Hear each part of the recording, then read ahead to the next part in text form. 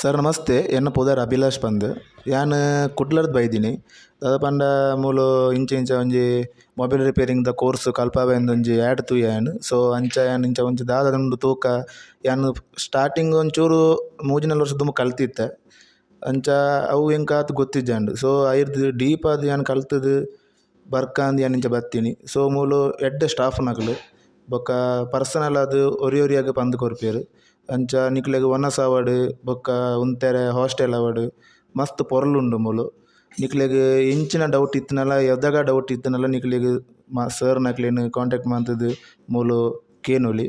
ಅಂಚನೆ ಎಂಕ್ದು ಈ ಡಿಸ್ಪ್ಲೇ ಪಾಡ್ನ ಪೂರ ಅತ್ತಂದೆ ಬಾಕಿದ ದಾಲ ಗೊತ್ತಿಜ್ಜಾಂಡು ಎಂಕ್ ಐಸಿದ ಬೊಕ್ಕ ಐಸಿ ರಿಬಾಲಿಂಗ್ ಮನ್ಪುನ ಅವು ಪೂರ ಎಂಕ್ ದಾಲ ಗೊತ್ತಿಜ್ಜಾಂಡು.